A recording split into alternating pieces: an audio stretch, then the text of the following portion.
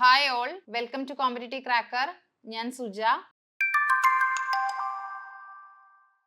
നമ്മൾ ഇന്ന് ഡിസ്കസ് ചെയ്യാൻ പോകുന്നത് ഡ്രൈവർ എക്സാമിന് ചോദിച്ചിട്ടുള്ള PYQ ക്വസ്റ്റ്യൻസ് ആണ്. നമുക്കറിയാം ഈ എക്സാമുകളുടെയൊക്കെ ഭാഗമായിട്ട് മാത്സിന്റെ ക്വസ്റ്റ്യൻസ് ഉണ്ടായിരിക്കും.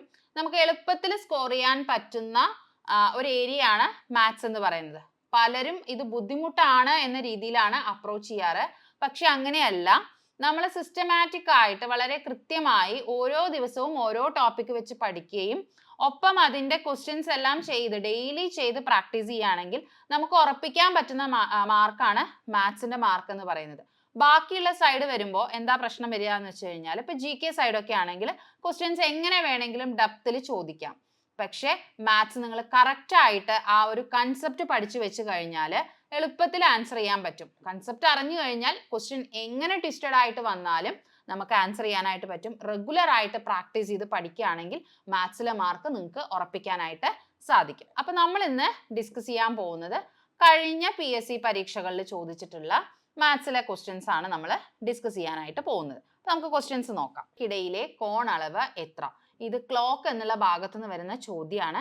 വളരെ സിമ്പിൾ ആയിട്ട് നമുക്ക് ആൻസർ ചെയ്യാവുന്ന ഒരു ക്വസ്റ്റ്യനും കൂടിയാണ്.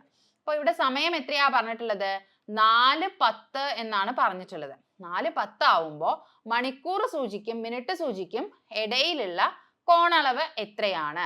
ഇങ്ങനൊരു ചോദ്യം വന്നാൽ നമ്മൾ അത് കാൽക്കുലേറ്റ് ചെയ്യാനായിട്ട് ഒരു ഇക്വേഷൻ യൂസ് ചെയ്യും. 30h minus 11/2 EM. അപ്പോൾ 30h, ഈ h എന്തിനെ സൂചിപ്പിക്കുന്നു? h മണിക്കൂറിനെ സൂചിപ്പിക്കുന്നു, m മിനിറ്റിനെ സൂചിപ്പിക്കുന്നു. അപ്പോൾ 30 × 4 മൈനസ് 11/2 × 10. ഇനി എന്ത് ചെയ്യുക? ഈ 2ഉം 10ഉം നമുക്ക് വെട്ടിക്കളയാം. അതല്ലാതെ ഗുണിച്ച് ഹരിക്കുക എന്നൊക്കെ പറയുമ്പോൾ നമ്മുടെ സമയം അവിടെ പോവും. ഏറ്റവും കുറഞ്ഞ സമയത്തിനുള്ളിൽ നമ്മൾ കൃത്യമായിട്ടുള്ള ആൻസർ കണ്ടുപിടിക്കുകയാണ് വേണ്ടത്. സോ നമ്മളിവിടെ കട്ട് ചെയ്തു. അപ്പോൾ നമുക്ക് എത്ര കിട്ടി? 5 എന്ന് കിട്ടി അല്ലേ? അപ്പോൾ 120 മൈനസ് എത്രയാണ്? 55 എന്ന് വരും. 120ൽ നിന്ന് 55 മൈനസ് ചെയ്യുക. അപ്പൊ 5 5 10, ബാക്കി 1 5 1 6, 6 6 12. എത്രയാണ് നമുക്ക് കിട്ടിയത്? 65 ഡിഗ്രി എന്നാണ് കിട്ടിയിട്ടുള്ളത്.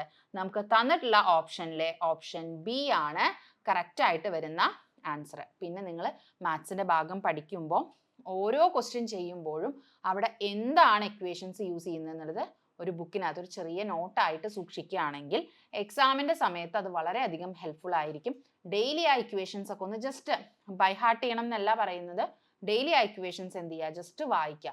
അങ്ങനെ നമ്മളതൊരു ശീലമാക്കി മാറ്റിയാൽ ഒരു 10 ദിവസം അല്ലെങ്കിൽ ഒരു 15 ദിവസം കഴിയുമ്പോഴത്തേനും നമുക്ക് ഇക്വേഷൻസ് എല്ലാം ബൈ ഹാർട്ട് ആയിരിക്കും. അതല്ലാണ്ട് ഒരു ദിവസം എല്ലാ ഇക്വേഷൻസും പോയിട്ട് പഠിക്കാനായിട്ട് ശ്രമിക്കരുത്. ഓക്കെ, നെക്സ്റ്റ് നോക്കാം. രണ്ട് സംഖ്യകളുടെ ഉസാഗ 250, ലസാഗു 3750. അതിൽ ഒരു സംഖ്യ 1250 ആയാൽ എന്നാണ്. അടുത്ത സംഖ്യ ഏതായിരിക്കും? ഇത് നമ്മുടെ നമ്പർ സംഖ്യകൾ എന്നുള്ള ഭാഗത്തു നിന്ന് വരുന്ന ചോദ്യമാണ്. നമുക്കറിയാം LCM HCF നമുക്ക് പഠിക്കാനുണ്ട്. LCM-ഉം HCF-ഉം. ഉസാഗ എന്ന് പറഞ്ഞാൽ അത് HCF ആണ്, ലസാഗു എന്ന് പറഞ്ഞാൽ LCM ആണ്. അപ്പോൾ അതിലൊരു സംഖ്യയും തന്നിട്ടുണ്ട്. അപ്പോൾ ഉസാഗയും ലസാഗുവും സംഖ്യകളും തമ്മിലുള്ള ബന്ധം എന്താണ്? ലസാഗു ഇൻറ്റു ഉസാഗ സമം സംഖ്യകളുടെ ഗുണനഫലം. സംഖ്യകളുടെ ഗുണനഫലം എന്നുള്ളതാണ്. അപ്പോൾ നമ്മൾ അതിനകത്ത് കൊടുക്കുക. ഏതെങ്കിലും ഒരെണ്ണാണ് മിസ്സിംഗ് ആയിട്ടുള്ളത്. അപ്പോൾ ലസാഗുവും ഉസാഗയും തമ്മിൽ ഗുണിച്ച് തന്നിരിക്കുന്ന സംഖ്യ കൊണ്ട് ഹരിച്ചാൽ നമുക്ക് രണ്ടാമത്തെ സംഖ്യ കിട്ടും. അപ്പോൾ 250 ഇൻറ്റു 3750 ഡിവൈഡഡ് ബൈ 1250. ഇത് ഗുണിച്ച് ഹരിക്കാൻ നിൽക്കരുത്. ഞാൻ നേരത്തെ പറഞ്ഞ പോലെ തന്നെ മാക്സിമം ക്യാൻസലേഷൻസ് ആണ് നമ്മൾ യൂസ് ചെയ്യേണ്ടത്. കട്ട് ചെയ്ത് കളയാണ് വേണ്ടത്. അപ്പോൾ 25ഉം 125ഉം നമുക്ക് എന്ത് ചെയ്യാം? വെട്ടിക്കളയാം. 25 25, 4 25 100 ആണെന്ന് അറിയാം. അപ്പൊ 5 25 എന്താ? 125. ഇനി 3750നെ നമ്മൾ 5 കൊണ്ട് ഹരിക്കുന്നു. അപ്പോൾ 7 5 35, ബാക്കി 2 25, 5 25, ഒരു 0 കൂടെ വരും. അപ്പോൾ 750. ഇനി ഇങ്ങനെ ഹരിക്കാൻ നിങ്ങൾക്ക് കിട്ടുന്നില്ലെങ്കിൽ നോർമൽ രീതിയിൽ ഹരിക്കാം. ഓക്കെ, ഇവിടെയും നമുക്ക് വരുന്നത് ഓപ്ഷൻ ബി ആണ്. 750 അടുത്ത സംഖ്യ എന്ന് പറയുന്നത്. ഓക്കെ, നെക്സ്റ്റ് നോക്കാം. അപ്പു, രാമു, രാജു എന്നിവർ ചേർന്ന് ഒരു ബിസിനസ് തുടങ്ങി. ഒരു വർഷം കഴിഞ്ഞപ്പോൾ കിട്ടിയ ലാഭം അവർ 2:3:5 എന്ന അംശബന്ധത്തിൽ ഇവ വീതിച്ചെടുത്തു. രാമുവിന് 75,000 രൂപയാണ് കിട്ടിയത് എങ്കിൽ രാജുവിന് എത്ര രൂപയായിരിക്കും കിട്ടിയിട്ടുണ്ടായിരിക്കുക?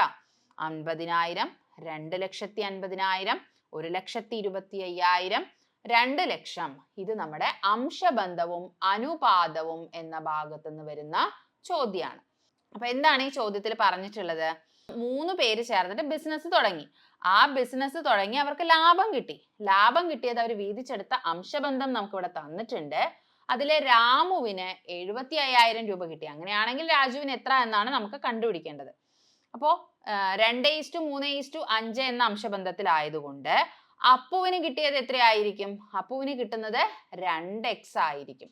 ഈ അംശബന്ധം തന്നാൽ അതിന്റെ അർത്ഥം എന്താ? 2, 3, 5 ആ രീതിയിലാണ് ഭാഗിച്ചെന്നാണോ? നമ്മള് ആകെ ഒരു തുക ഉണ്ടായിരിക്കും. അതിനെ 2:3:5 എന്ന അംശബന്ധത്തിൽ ഭാഗിക്കുക എന്ന് പറയുമ്പോൾ ഈ 2നെ ഏതോ ഒരു സ്ഥിരസംഖ്യ കൊണ്ട്, ഒരു നിശ്ചിത സംഖ്യ കൊണ്ട് ഗുണിക്കുമ്പോൾ കിട്ടുന്നതാണ് അപ്പുവിന് കിട്ടിയ ലാഭം എന്ന് പറയുന്നത്. അതേപോലെ തന്നെ രാമുവിനാവുമ്പോ എത്രയാണ്? 3x. അതേപോലെ തന്നെ രാജുവിനാവുമ്പോ അത് എത്രയാണ്? 5x. അതിൽ ആരുടെയാണ് തന്നിട്ടുള്ളത്? രാമുവിന്. അതായത് 3x എന്ന് പറയുന്നത് 75,000 രൂപയാണ്. അതിൽ നമുക്ക് x കണക്കാക്കിക്കൂടെ?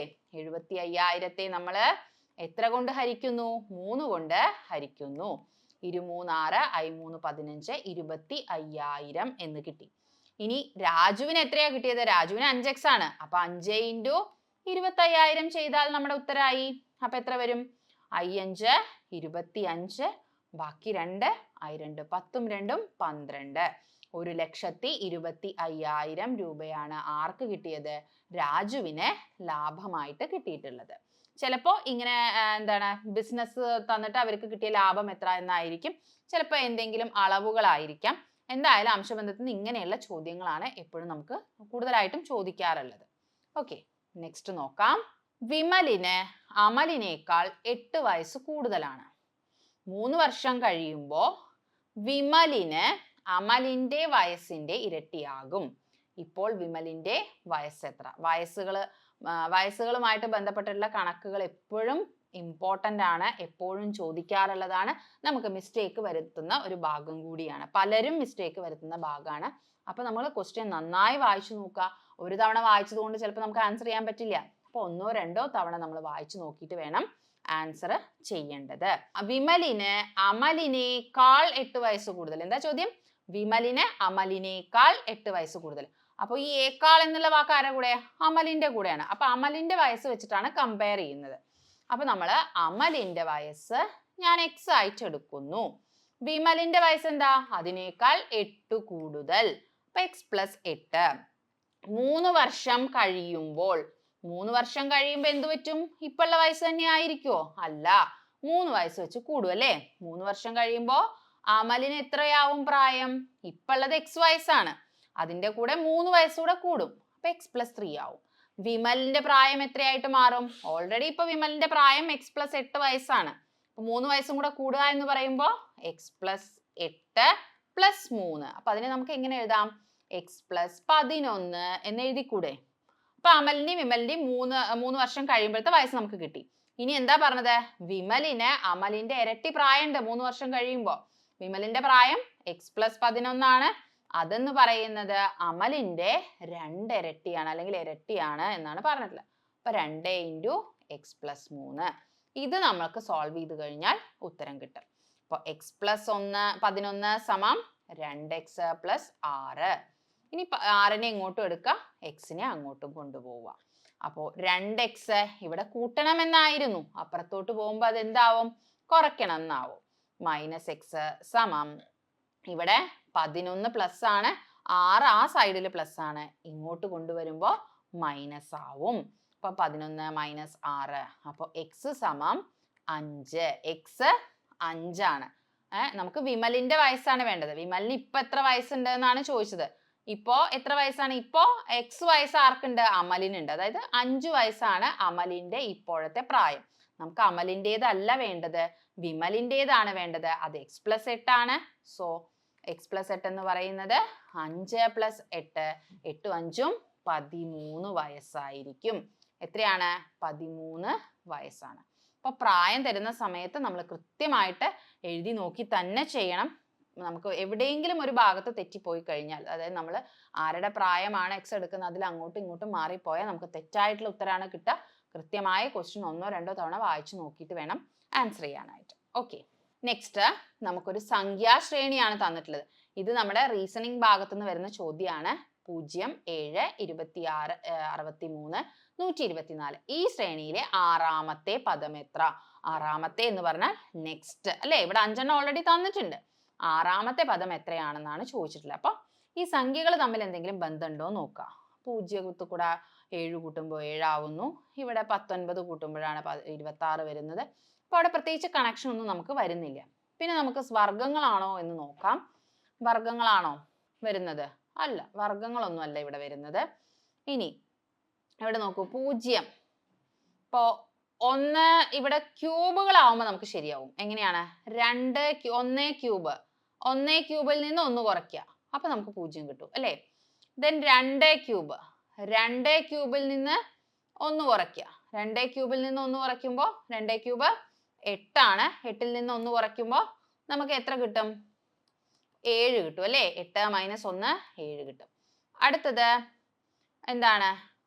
3 ക്യൂബ് - 1. 3 ക്യൂബ് എത്രയാ? 27 ആണ്. 27ൽ നിന്ന് 1 കുറച്ചാൽ 26. അപ്പൊ അത് കറക്റ്റ് ആയി. ഇനി അടുത്ത 4 ക്യൂബ് - 1. 4 ക്യൂബ് എത്രയാ? 64 ആണ്. 64ൽ നിന്ന് 1 കുറയ്ക്കുന്നു, 63 കിട്ടുന്നു. അടുത്തത് 5 ക്യൂബ് ആണ്.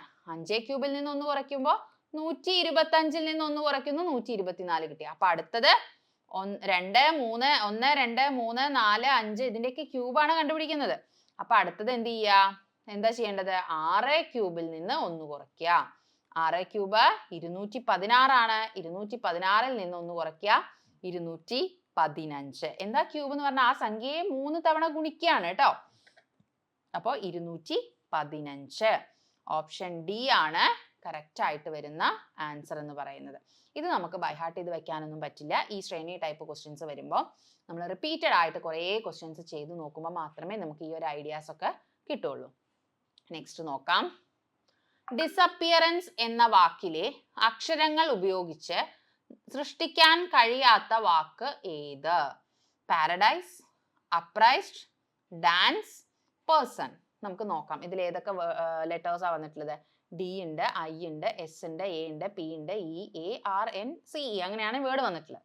അപ്പൊ പാരഡൈസ്, പാരഡൈസ് എന്ന് പറയുമ്പോൾ പി അവിടെ വരുന്നുണ്ടോ? ഉണ്ട്. എ വരുന്നുണ്ട്, ആർ വരുന്നുണ്ട്, എ വരുന്നുണ്ട്, ഡി വരുന്നുണ്ട്, ഐ, എസ്, ഇ. അപ്പൊ അത് നമുക്ക് നിർമ്മിക്കാൻ കഴിയുന്ന വാക്കാണ്. അപ്പൊ നമ്മുടെ ആൻസർ ഓപ്ഷൻ എ അല്ല. ഇനി അപ്രൈസ്ഡ് നോക്കാം. എ ഉണ്ട്, 2 പി വരുന്നുണ്ട്, ആർ വരുന്നുണ്ട്, എ വരുന്നുണ്ട്, ഐ ഉണ്ട്, എസ് ഉണ്ട്, ഇയും ഡിയും ഉണ്ട്. അപ്പം അതും അല്ല. പിന്നെന്താണ്? ഡാൻസ്. ഡി ഉണ്ട് ഇവിടെ, എ ഉണ്ട്, എൻ ഉണ്ട്, സി ഉണ്ട്, ഇ ഉണ്ട്. അതും നമുക്ക് നിർമ്മിക്കാൻ കഴിയുന്ന വാക്കാണ്. നമുക്ക് എന്താ ചോദിച്ചിട്ടുള്ളത്? ഈ വാക്കിലെ അക്ഷരങ്ങൾ ഉപയോഗിച്ച് സൃഷ്ടിക്കാൻ കഴിയാത്തത് എന്നാണ് ചോദിച്ചിട്ടുള്ളത്. സോ ഓപ്ഷൻ ഡി പേഴ്സൺ എന്നുള്ളതാണ്. കാരണം ഒ എന്ന ലെറ്റർ ഈ ഡിസപ്പിയറൻസ് എന്നുള്ളതിൽ ഇല്ല. സോ ഓപ്ഷൻ ഡി ആണ് ആൻസർ വരുന്നത്. എളുപ്പത്തിൽ നമുക്ക് ഇവിടെ പ്രത്യേകിച്ച് നമുക്ക് കാര്യമായിട്ട് ഒന്നും പഠിച്ചു വെക്കേണ്ട കാര്യമില്ല. ജസ്റ്റ് ആ തന്നിരിക്കുന്ന വേർഡ് നോക്കുന്നു, ഏത് വേർഡുകളാണ് ഉണ്ടാക്കാൻ പറ്റാത്തത് അത് കണ്ടുപിടിക്കുന്നു, അത്രയേ ഉള്ളൂ. നെക്സ്റ്റ് നോക്കാം. നമുക്കറിയാം ഡ്രൈവറിന്റെ പല ഡിപ്പാർട്ട്മെന്റിലേക്കായിട്ട് ഡ്രൈവറിന്റെ നോട്ടിഫിക്കേഷൻ ഉണ്ട്. അപ്പോൾ അതിന്റെ പുതിയ ബാച്ച് നമ്മൾ സ്റ്റാർട്ട് ചെയ്തിട്ടുണ്ട്. നമ്മുടെ കോഴ്സിന്റെ പ്രത്യേകത എന്ന് പറയുന്നത് ഒരു ടൈം ടേബിൾ ബേസ്ഡ് ആയിട്ടുള്ള സ്റ്റഡി പ്ലാൻ ആണ്. ഓരോ ദിവസവും പഠിക്കേണ്ട ടോപ്പിക്കുകൾ നിങ്ങൾക്ക് തരും. അതുപോലെ തന്നെ അതിനെ ബേസ് ചെയ്തുള്ള ക്ലാസ്സുകൾ നമ്മുടെ ആപ്പിൽ അവൈലബിൾ ആണ്. ഒപ്പം ലൈവ് സെഷൻസ് ഉണ്ടായിരിക്കും. അതുപോലെ തന്നെ മെൻറ്റർ സപ്പോർട്ട് ഉണ്ട്. നിങ്ങൾക്ക് പഠിച്ചുകൊണ്ടിരിക്കുമ്പോൾ ഡൗട്ടോ കാര്യങ്ങളൊക്കെ വരികയാണെങ്കിൽ നിങ്ങൾക്ക് മെൻറ്ററിനെ കോൺടാക്ട് ചെയ്യാം, നിങ്ങളുടെ ഡൗട്ടൊക്കെ ക്ലിയർ ചെയ്യാം. പിന്നെ അതുപോലെ തന്നെ ഓരോ ദിവസവും പഠിക്കേണ്ട ടോപ്പിക്കിനെ ബേസ് ചെയ്തിട്ടുള്ള എക്സാമുകൾ ഉണ്ടായിരിക്കും. വീക്ക്ലി റിവിഷൻ എക്സാമുകൾ ഉണ്ടാവും, മോഡൽ എക്സാമുകൾ ഉണ്ടാവും. അപ്പോൾ ഈ ഒരു രീതിയിൽ നിങ്ങൾ പ്രാക്ടീസ് ചെയ്യുകയാണെങ്കിൽ നിങ്ങൾക്ക് നല്ലൊരു മാർക്ക് സ്കോർ ചെയ്യാനും ഈ ഒരു ജോലി നേടാനുമായിട്ട് സാധിക്കും. അപ്പോൾ നമ്മുടെ കോഴ്സിൽ ജോയിൻ ചെയ്യാൻ താല്പര്യമുള്ളവർ താഴെ ആ സ്ക്രീനിൽ കാണുന്ന നമ്പറിൽ കോൺടാക്ട് ചെയ്യുക. ഓക്കെ. അതുപോലെ തന്നെ ഡ്രൈവറിൻ്റെ പല ഡിപ്പാർട്ട്മെൻറ്റ്സിലേക്ക് നോട്ടിഫിക്കേഷൻ ഉണ്ടെന്ന് നമുക്കറിയാം. അപ്പോൾ കോംബോ ബാച്ച് ആണ്. അപ്പോൾ അങ്ങനെ വേണമെങ്കിൽ നിങ്ങൾക്ക് ആ കോഴ്സ് പർച്ചേസ് ചെയ്യുകയാണെങ്കിൽ നിങ്ങൾക്ക് എല്ലാ എക്സാമിനും അത് യൂസ്ഫുൾ ആയിരിക്കും. അപ്പോൾ കോഴ്സിൽ ജോയിൻ ചെയ്യാൻ താല്പര്യമുള്ളവർ സ്ക്രീനിൽ കാണുന്ന നമ്പറിൽ കോൺടാക്ട് ചെയ്യാം. ഓക്കെ. നെക്സ്റ്റ് നോക്കാം. എ എന്നത് പ്ലസ്, ബി എന്നത് ഇൻറ്റു, സി എന്നത് മൈനസ്, ഡി എന്നത് ഡിവിഷൻ ആയാൽ 36D then bracket 3B again bracket 2A 5 C3 then ബ്രാക്കറ്റുകൾ ക്ലോസ് ചെയ്യുന്നു B2. അപ്പോൾ ആ ബിയും ABCD എന്നുള്ളത് റീപ്ലേസ് ചെയ്ത് അവിടെ നമ്മൾ ഓപ്പറേഷൻസിന്റെ സിമ്പിൾ കൊടുക്കുക. അതായത് പ്ലസ് മൈനസ് ഇൻറ്റു ഡിവിഷൻ എന്നുള്ളത് സബ്സ്റ്റിറ്റ്യൂട്ട് ചെയ്യുക, എന്നിട്ട് സിംപ്ലിഫൈ ചെയ്യാണ് വേണ്ടത്. ഇത് ബോർഡ് മാസ് എന്നുള്ള ഭാഗത്തു നിന്ന് വരുന്ന ക്വസ്റ്റ്യൻ ആണ്. അപ്പോൾ ബ്രാക്കറ്റ് ഇട്ടു 36, ഡിക്ക് പകരം നമ്മൾ എന്ത് കൊടുത്തു? ഡിവിഷൻ കൊടുത്തു. Then again square bracket 3B എന്നത് എന്താ? ഇൻറ്റു ആണ്. അതിനുശേഷം നോർമൽ ബ്രാക്കറ്റ്, അതിനകത്ത് 2 കഴിഞ്ഞിട്ട് എ എന്ന് പറയുമ്പോൾ പ്ലസ് ആണ് 5. ദെൻ സി ആണ് വരുന്നത്. സി എന്ന് പറയുന്നത് മൈനസ് 3. ദെൻ എന്താണ്? ബ്രാക്കറ്റ് ക്ലോസ് ചെയ്യുന്നു. ബി എന്ന് പറയുന്നത് എന്താ? ബി എന്ന് പറയുന്നത് ഇൻറ്റു ആണ്, ഇൻറ്റു 2. ഇത് നമ്മളടുത്ത് ഇവാലുവേറ്റ് ചെയ്യാൻ അല്ലെങ്കിൽ കണ്ടുപിടിക്കാനാണ് പറഞ്ഞിട്ടുള്ളത്. അപ്പോൾ കേളി ബ്രാക്കറ്റ് അവിടെ കിടക്കട്ടെ. 36 ഡിവൈഡഡ് ബൈ, ഇനി നമ്മൾ സ്ക്വയർ ബ്രാക്കറ്റിനകത്തുള്ള നോർമൽ ബ്രാക്കറ്റ് ആണ് ഓപ്പൺ ചെയ്യേണ്ടത്. അപ്പോൾ 2 + 5 7. അപ്പോൾ 3 × 7 minus 3. Then normal bracket square bracket close ചെയ്തു. ദെൻ കേളി ബ്രാക്കറ്റ് ക്ലോസ് ചെയ്തു ഇൻറ്റു 2. ഇത് നിങ്ങൾ സ്റ്റെപ്പ് ബൈ സ്റ്റെപ്പായി ചെയ്യണം എന്നില്ല. ഒറ്റയടിക്ക് നിങ്ങൾക്ക് ചെയ്യാൻ പറ്റുമെങ്കിൽ അങ്ങനെ ചെയ്യാം. പക്ഷേ എപ്പോഴും നമ്മൾ ഇങ്ങനത്തെ ക്വസ്റ്റ്യൻസ് സ്റ്റെപ്പ് ബൈ സ്റ്റെപ്പായി ചെയ്യുമ്പോൾ മാക്സിമം മിസ്റ്റേക്സ് അവിടെ ഒഴിവാക്കാനായിട്ട് സാധിക്കും. 36 divided by 7 3 21 minus 3 square bracket close ചെയ്തു, കേളി ബ്രാക്കറ്റ് ക്ലോസ് ചെയ്തു ഇൻറ്റു 2. അപ്പോൾ കേളി ബ്രാക്കറ്റ് 36 ഹരിക്കണം 21-ൽ നിന്ന് 3 കുറച്ചാൽ എത്രയാ? 18 ആണ് അല്ലേ? 18 ഇൻറ്റു 2. 36-നെ 18 കൊണ്ട് ഹരിച്ചാൽ നമുക്ക് കിട്ടുക 2 ആണ്. 2 ഇൻറ്റു 2 4 ആണ്. വളരെ സിമ്പിൾ ആയിട്ടുള്ള ക്വസ്റ്റ്യൻ ആണ്. പക്ഷേ ആ ബ്രാക്കറ്റ് ഓപ്പൺ ചെയ്യുന്നതും ഓപ്പറേഷൻസ് കാൽക്കുലേറ്റ് ചെയ്യുന്നത്, അതായത് ഓരോ സിമ്പിളും നമ്മൾ ചെയ്യേണ്ട കറക്റ്റ് ഓർഡറിൽ ചെയ്താൽ മാത്രമേ നമുക്ക് കൃത്യമായിട്ടുള്ള ഉത്തരം കിട്ടുള്ളൂ. അപ്പോൾ ഓപ്ഷൻ ബി 4 ആണ് നമ്മുടെ കറക്റ്റ് ആൻസർ എന്ന് പറയുന്നത്. ബോർഡ് മാസ് ബി എന്ന് പറഞ്ഞാൽ ബ്രാക്കറ്റ്, ഒ ഓഫ്, ഡി എന്ന് പറഞ്ഞാൽ ഹരണം, എം എന്ന് പറഞ്ഞാൽ മൾട്ടിപ്ലിക്കേഷൻ ഗുണനം, എ എന്ന് പറയുന്നത് സങ്കലനം, എസ് എന്ന് പറയുന്നത് സബ്ട്രാക്ഷൻ വ്യവകലനം. അപ്പോൾ ഈ ഒരു ഓർഡറിലായിരിക്കണം നമ്മൾ ചെയ്യേണ്ടത്. ഇവിടെ കേളി ബ്രാക്കറ്റ് ആദ്യം തുടങ്ങി, പക്ഷെ അതിനകത്ത് എന്തുണ്ട്? ഒരു സ്ക്വയർ ബ്രാക്കറ്റ്, അതിനുള്ളിൽ വീണ്ടും ഒരു നോർമൽ ബ്രാക്കറ്റ്. അപ്പോൾ ആ നോർമൽ ബ്രാക്കറ്റ് ആദ്യം ഓപ്പൺ ചെയ്തതിന് ശേഷം പിന്നെ സ്ക്വയർ ബ്രാക്കറ്റ്, അതിനുശേഷമാണ് നമ്മൾ കേളി ബ്രാക്കറ്റ് എന്നുള്ളതിലേക്ക് വരുന്നത്. കൃത്യമായിട്ട് ചെയ്യണം. സ്റ്റെപ്പ് എഴുതി ചെയ്യുകയാണെങ്കിൽ മാക്സിമം നിങ്ങൾക്ക് മിസ്റ്റേക്സ് കുറയ്ക്കാനായിട്ട് പറ്റും. നെക്സ്റ്റ് ക്വസ്റ്റ്യൻ നോക്കാം. 2 1/4 3 1/2 എത്രയാണ്? ഇത് ഭിന്നസംഖ്യകൾ എന്ന ഭാഗത്തു നിന്ന് വരുന്ന ചോദ്യമാണ്. അപ്പോൾ എങ്ങനെയാണ്? 2 1/4 ഇതൊരു മിശ്ര ഭിന്നമാണ്. അതായത് ഒരു പൂർണ്ണസംഖ്യയും ഒരു സാധാരണ ഭിന്നവും കൂടെ ചേർന്ന് വരുന്നതിനെയാണ് നമ്മൾ മിശ്രഭിന്നം എന്ന് പറയും. അപ്പോൾ 2 1/4 3 1/2 എന്ന് പറഞ്ഞാൽ രണ്ടും തമ്മിൽ ഗുണിക്കുകയാണ് വേണ്ടത്. അപ്പോൾ ഇത് മിശ്രഭിന്നങ്ങളായതുകൊണ്ട് ഇവയെ നമ്മൾ എന്താക്കി മാറ്റണം? വിഷമ ഭിന്നങ്ങളാക്കി മാറ്റണം. 4 2 8 8 + 1 9/4 ഇൻറ്റു 3 2 6 6 + 1 7/2. അപ്പോൾ നമുക്ക് എന്ത് കിട്ടി? 2 ഭിന്നസംഖ്യകൾ കിട്ടി. എങ്ങനെയാണ് ഭിന്നസംഖ്യകൾ ഗുണിക്കുക? അംശവും അംശവും തമ്മിൽ ഗുണിക്കുന്നു, ഛേദവും ഛേദവും തമ്മിൽ ഗുണിക്കുന്നു. 9 7 63 ഹരിക്കണം 8 അല്ലേ? അപ്പോൾ ഇവിടെ തന്നിരിക്കുന്ന 63/8 നമ്മുടെ ഓപ്ഷനിൽ കാണാനില്ല. എല്ലാം മിശ്രഭിന്നമായിട്ടാണ് തന്നിട്ടുള്ളത്. എന്തായാലും ഈ 8 1/7 6 1/6 ഉത്തരാവില്ല എന്നറിയാം. കാരണം ഇവിടെ ഛേദത്തിൽ വരുന്നത് 8 ആണ്. അപ്പോൾ ഈ ബാക്കി രണ്ടെണ്ണത്തിൽ ഏതെങ്കിലും ഒരെണ്ണം ആയിരിക്കും. അപ്പോൾ നമ്മൾ 63-നെ 8 കൊണ്ട് ഹരിക്കുക. 8 7 56. 63 നിന്ന് 56 കുറച്ചാൽ 7 കിട്ടും. അപ്പോൾ 7 7/8. സോ ഓപ്ഷൻ ബി ആണ് കറക്റ്റ് ആയിട്ട് വരുന്ന ആൻസർ. അതായത് ആദ്യം നമ്മൾ എന്താ എഴുതേണ്ടത്? മിശ്രഭിന്നം ആക്കുമ്പോൾ ഹരിച്ചതിന് ശേഷം കിട്ടുന്ന ഹരണഫലം ആദ്യം എഴുതുന്നു, ദെൻ ശിഷ്ടം എഴുതുന്നു, ഹരിക്കണം ഏതുകൊണ്ടാണോ ഹരിച്ചത് ആ സംഖ്യ എഴുതുന്നു. അങ്ങനെയാണ് 7 7/8 എന്നുള്ള ഉത്തരം നമുക്ക് കിട്ടിയത്. നെക്സ്റ്റ് നോക്കാം. 2 + 4 + 6 + എക്സെട്ര പ്ലസ് 180 എത്രയാണ് എന്നാണ് ചോദിച്ചിട്ടുള്ളത്. ഇത് നമ്മുടെ സമാന്തര ശ്രേണിയുമായിട്ടൊക്കെ ബന്ധപ്പെട്ടിട്ടുള്ള ചോദ്യമാണ്. അപ്പം ആദ്യം നമുക്കത് പല രീതിയിൽ ചെയ്യാം. നമുക്ക് ഇക്വേഷൻ വെച്ച് ചെയ്യുകയാണെങ്കിൽ ഇവിടെ ആദ്യം എത്ര സംഖ്യകളുണ്ട് എന്നുള്ളത് നമുക്ക് കണ്ടുപിടിക്കണം. സംഖ്യകൾ കണ്ടുപിടിക്കാൻ നമ്മൾ എന്താ ചെയ്യുക? ഈ 180 അവസാനത്തെ സംഖ്യ 180 മൈനസ് അതിൽ നിന്ന് ആദ്യത്തെ സംഖ്യ കുറയ്ക്കുക. 2 ഇവിടെ എത്ര സംഖ്യകൾ തമ്മിലുള്ള വ്യത്യാസം എത്രയാണ്? 2 ആണ്. എന്നിട്ട് 1 കൂട്ടുക. അപ്പോൾ ഇവിടുത്തെ സംഖ്യകളുടെ എണ്ണം നമുക്ക് കിട്ടും. സംഖ്യകളുടെ എണ്ണം കിട്ടും. എണ്ണം സമം. അപ്പൊ 180 ൽ നിന്ന് 2 കുറച്ചാൽ നമുക്കറിയാം 178 ആണ്. 2 + 1. 178 2 കൊണ്ട് ഹരിച്ചാൽ നമുക്ക് എത്രയാ കിട്ടുക? 2 16, 9 2 18. അപ്പോൾ 89 + 1 90 സംഖ്യകൾ ഇവിടെ ഉണ്ടായിരിക്കും. ഇനി ഇതിന്റെ തുക കാണാൻ പറഞ്ഞാൽ 90/2 ഇൻറ്റു ആദ്യത്തെ സംഖ്യയും അവസാനത്തെ സംഖ്യയും തമ്മിൽ കൂട്ടുക. ഇത് നമ്മുടെ സമാന്തര ശ്രേണി എന്ന ഭാഗത്തു നിന്ന് വരുന്ന ചോദ്യമാണ്. തുക കാണാൻ എന്ത് ചെയ്യാം? SN = n/2 ഇൻറ്റു ഫസ്റ്റ് പദം അല്ലെ, ആദ്യ പദം പ്ലസ് അവസാനത്തെ പദം. ഈ ഒരു സമവാക്യം വെച്ച് നമുക്ക് ചെയ്യുകയാണെങ്കിൽ ആൻസർ കിട്ടും. അപ്പോൾ 90/2 ഇൻറ്റു 180 + 2 182 ആണ്. ഇനി രണ്ടും തമ്മിൽ നമ്മൾ വെട്ടിക്കളയുന്നു. 9 2 18, 2 2. ഇനി ഇത് ഗുണിച്ചാൽ നമ്മുടെ ആൻസർ ആയി 9 9 81 8190 എന്നുള്ളതാണ് ആൻസർ. ഓപ്ഷൻ എ ആണ് കറക്റ്റ് ആയിട്ട് വരുന്ന ആൻസർ എന്ന് പറയുന്നത്. എളുപ്പത്തിൽ നമുക്ക് ചെയ്യാൻ പറ്റും, കൂടുതലായിട്ടൊന്നും ചെയ്യേണ്ട. 180 നിന്ന് 2 കുറയ്ക്കുക. ഈ സ്റ്റെപ്പിന്റെ ഒന്നും ആവശ്യമില്ല. 180 നിന്ന് 2 കുറയ്ക്കുന്നു, അത് 178 അറിയാം. 2 കൊണ്ട് ഹരിക്കുക, 1 കൂട്ടുക, 90 കിട്ടി. പിന്നെ എന്ത് ചെയ്യണം? 90/2 ഇൻറ്റു 2 + 180 എന്നിട്ട് കാൽക്കുലേറ്റ് ചെയ്യുമ്പോൾ നമുക്ക് ആൻസർ കിട്ടും. അപ്പോൾ നമ്മൾ ഇന്ന് ഡിസ്കസ് ചെയ്തത് മാത്സിലെ കുറച്ച് ക്വസ്റ്റ്യൻസ് ആയിരുന്നു. ഡ്രൈവർ എക്സാമിന് വരാൻ സാധ്യതയുള്ള ക്വസ്റ്റ്യൻസ് ആണ്. ഇത് പ്രീവിയസ് ഇയർ ക്വസ്റ്റ്യൻ പേപ്പറിൽ നിന്നുള്ള ക്വസ്റ്റ്യൻസ് കൂടിയാണ്. അതാണ് നമ്മൾ ഇന്ന് വർക്കൗട്ട് ചെയ്ത് നോക്കിയത്. അപ്പം എല്ലാവർക്കും മനസ്സിലായി എന്ന് വിചാരിക്കുന്നു. വീണ്ടും മറ്റൊരു ടോപ്പിക്കുമായി കാണാം. താങ്ക്